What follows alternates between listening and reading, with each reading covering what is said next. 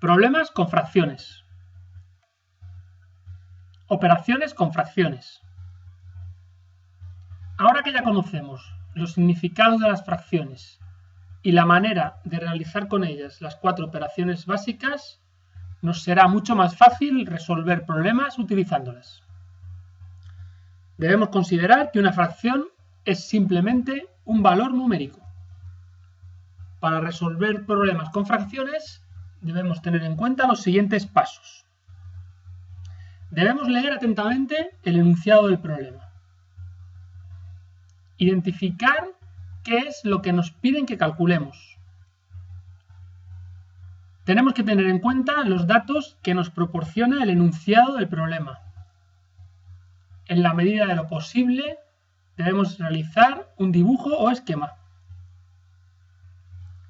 Realizar las operaciones oportunas que nos permitan calcular la incógnita. Y finalmente, observar el resultado para ver si se trata de un resultado lógico o no. En la vida cotidiana aparecen las fracciones con mucha frecuencia. Los problemas con fracciones son muy variados y se resuelven usando diferentes métodos. Ejemplo 1. En una clase de educación física, 3/5 partes de los alumnos juegan al baloncesto y los 12 alumnos restantes al fútbol. ¿Cuántos alumnos hay en clase? Bien, para resolver estos problemas utilizaremos 3 columnas: datos, operaciones y resultado. En primer lugar, debemos ser conscientes de lo que nos piden en el enunciado del problema. Desconocemos el número total de alumnos que hay en clase. Y disponemos de los siguientes datos. Sabemos que 3/5 partes juegan al baloncesto. Por lo tanto, al fútbol jugarán 2/5 partes. La clase está dividida en 5 partes. De esas 5 partes, 3 jugarán al baloncesto y 2 al fútbol. Como 2/5 juegan al fútbol y además sabemos que los alumnos que juegan al fútbol son 12, podemos concluir que 1/5 parte de la clase serán 6 alumnos. Por lo tanto, multiplicando 6 por 5 partes que tiene la clase, llegaríamos al resultado de que la clase entera tiene 30 alumnos. Podríamos haber hecho el problema de otra manera. Como los 12 alumnos que juegan al fútbol representan los 2/5 del total, deberíamos calcular la fracción equivalente a 2/5 que tuviera por numerador 12. Es decir, deberíamos calcular una fracción equivalente a 2/5 con numerador 12 y observamos como para pasar de 2 a 12 debemos multiplicar por 6, por lo tanto el denominador sería 30 y la fracción equivalente sería 12 partido por 30. Observamos que el resultado obtenido sería el mismo. La clase entera tendría 30 alumnos. Ejemplo 2. En la biblioteca del instituto hay varios libros de varios géneros. 1/4 de ellos son de literatura infantil. 1/6 obras de teatro. 2/15 de poesía. Y el resto de otros géneros. Calcula la fracción correspondiente a los libros de otros géneros. Pues bien, lo que nos piden es la fracción correspondiente a los libros de otros géneros. Y los datos que tenemos en el enunciado serían que 1/4 de los libros son de literatura infantil, 1/6 obras de teatro y 2/15 poesía. Entre estos 3 tipos de libros, literatura infantil, teatro y poesía, sumarían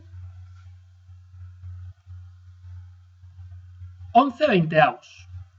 Esta operación la hemos hecho sumando 1/4 más 1/6 más 2/15 y recordamos que para sumar 3 fracciones debemos tener el mismo denominador y para ello hemos calculado el mínimo común múltiplo, que en este caso es 60. Por tanto, como el total de libros debe ser 1, o lo que es lo mismo, 20 partido por 20, los géneros restantes serían 1 menos 11 veinteavos, por lo tanto 9 veinteavos. Los libros de otros géneros representan los 9 veinteavos del total. Como podemos ver, si dividiéramos todos los libros en 20 partes, si 11 de esas 20 pertenecen a literatura infantil, teatro y poesía, el resto, por lo tanto 9, pertenecerían a libros de otros géneros.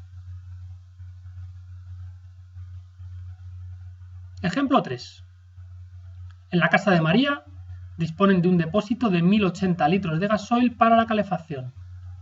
En el periodo más frío, desde noviembre a febrero, han consumido los 7/9 del depósito y 5/6 de lo que quedaba los han consumido de marzo a abril. ¿Cuántos litros se han consumido en cada periodo de tiempo? Pues bien, lo que nos piden es los litros consumidos en cada periodo de tiempo. Y para eso sabemos que en el periodo más frío, de noviembre a febrero, han gastado 7/9 del depósito. Mientras que el periodo menos frío, de marzo a abril, han gastado 5/6 del resto. Es importante darse cuenta de este último matiz. Estos 5/6 no serían de la totalidad del depósito, sino de lo que queda.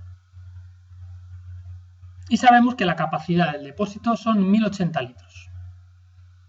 Pues bien, en primer lugar, calcularemos qué cantidad de litros se han consumido en el periodo frío de noviembre a febrero. Para ello calcularemos los 7/9 de 1080. 7/9 de 1080, 7 por 1080 entre 9, serían 840 litros. De noviembre a febrero se consumen 840 litros. Como inicialmente en el depósito había 1080 y en este periodo hemos gastado 840 litros, el depósito restante serían 240 litros. Como sabemos que en el periodo de marzo a abril se han gastado 5/6 del resto, bastaría con calcular 5/6 de 240.